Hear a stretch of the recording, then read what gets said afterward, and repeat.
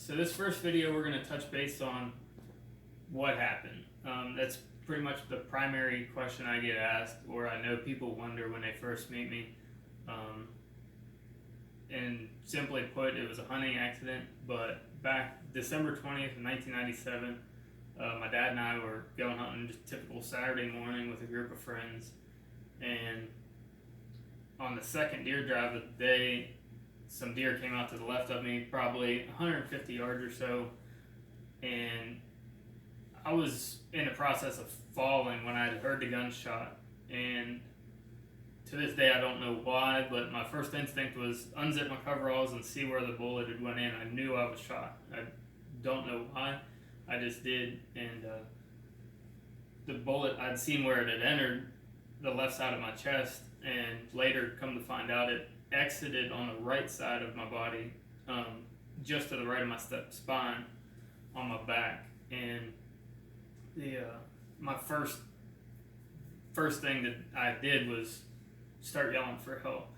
And after people had showed up and we had saw what had happened, we didn't have cell phones. This was 20 years ago. Nobody had one on them, and somebody had to run to the nearest house and get a telephone to make the call.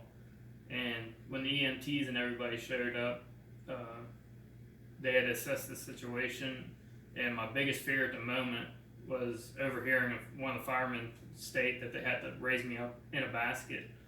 And for some reason that had me more scared than anything else. But after assessing the situation, it was too thick, the brush was too thick in the trees.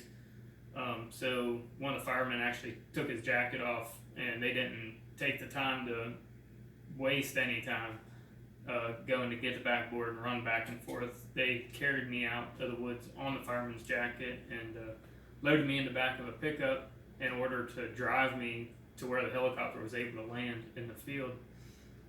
From there, they flew me to Memorial Hospital in Cumberland, Maryland, where they made sure everything was stable. I was stabilized, and they woke me up long enough to see my parents. And then from there, we flew to Johns Hopkins Hospital in Baltimore, and I'd spent 11 days there. Of course, this was December 20th, so I spent Christmas Day and New Year's in Johns Hopkins. But Christmas Day evening, my lung had collapsed. It took a pretty bad turn for the worst. 105-degree temperature. I also had bacterial meningitis that they were trying to battle and take care of at the same time. But after beating all of those odds, I was there for 11 days, and they had transported me to Morgantown, West Virginia, to Health South Rehabilitation Center, where I've spent roughly two months, I believe, in inpatient therapy. I was there for 2 months, and they definitely didn't waste any time. The first week I remember being taken down to the rehab. They had a little gym set up and mats, and one of the first tasks was just simply putting a sock on. That task probably took 2 hours, if not longer. It's relearning your stability and everything over again. You have no use for your legs. I've lost 20 to 30 pounds, all muscle mass.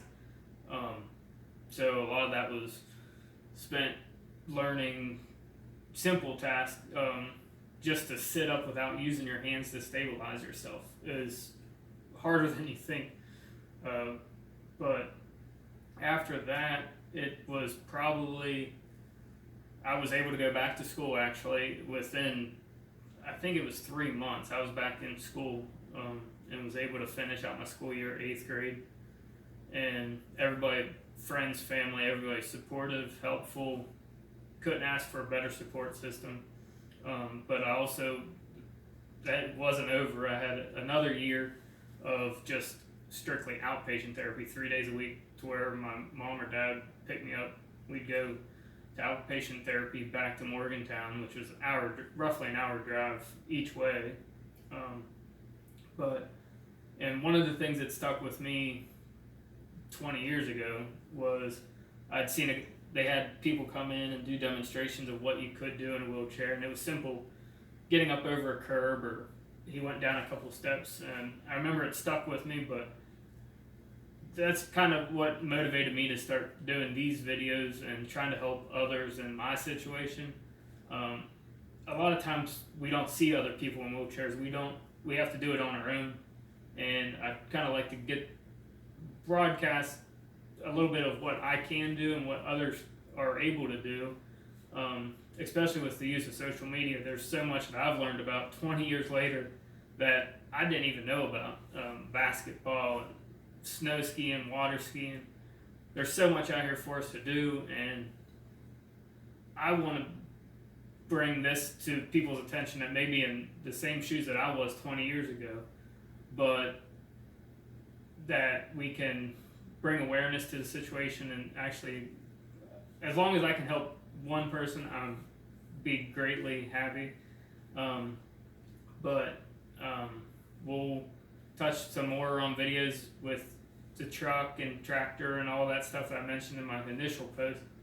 But just want to thank everybody for the generosity and the support. I mean, that's why I am where I'm at, and I just want to thank all of you. Thank you.